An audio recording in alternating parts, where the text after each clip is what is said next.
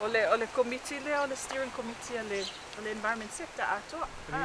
Ia lela ia si vaenga ia mai I sui o matanga alwenga na malo se fo ia o fala ko potona ia ko sanko ia ele awai mai ko tele ia ona tulanga ole tele o si fo itu no ai e fai o masui ole firma CEO ia Fran ia matanga alwenga puna o fa na tu ole hosting ole environment sector.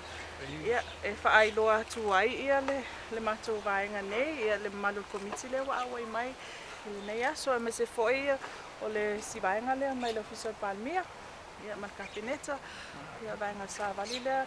I think this is good publicity for your project as well.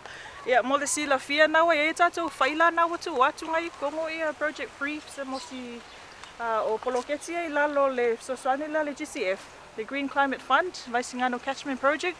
So these are some of the success stories that we feel it's worth recognition. Yeah, I'm for ailoa atu. Yeah, le tele o ngā luenga ma le effort le walu tonu ngā lu fatino ino poloketi nei. Ia o te loa le tele ia mau whawhatala whea I waia moso oi ma le e winga GCF in nei vai tau. Ai wao ngā le visit lea. Ia e sila ia ele malo le committee.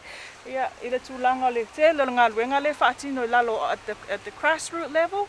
Ia e lei loa ai o lai ai lea o ngā mali tā ua o lea whai poloketi te lea malo. Ia au te loa le la tu pele ava noi o le poloketi lea o le whaatino o le whaingapa anga ale matanga luenga.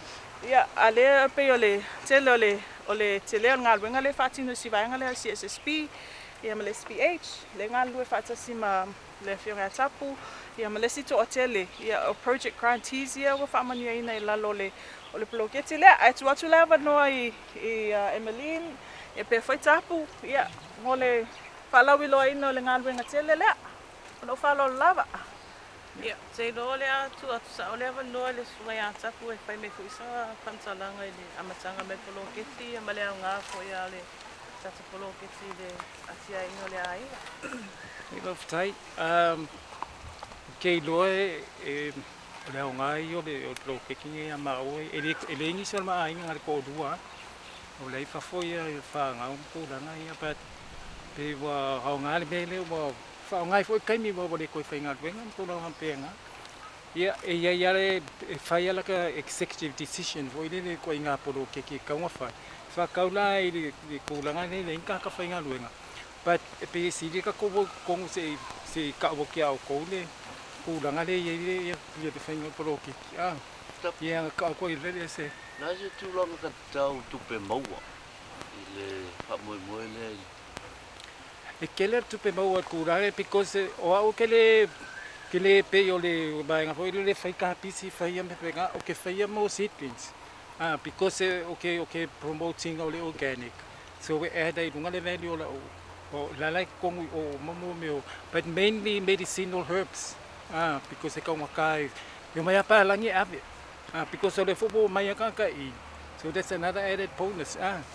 E o whainga le o le makeke le SWAC, you know, Samoa Women Association of Growers. If I fui mele shama, foi le night market. Yo kulanga mga e susuangi foi de. If we find the FAO maybe this week there. So you see this as maybe tūlanga for direct assistance, financial assistance more. Because la waki kilongi male fai me sa ko singa. I wish susuangi meanga because I heard okay do ka CSSP polo keki ele I fai ala ko me even though approved. So whatever happens to the money ngai kilo me fi kom fai ku yele. Because le yelo ka ika poko masangi mal kikeli fai ngome ya. But ele ma fai nga fai without assistance make of finance.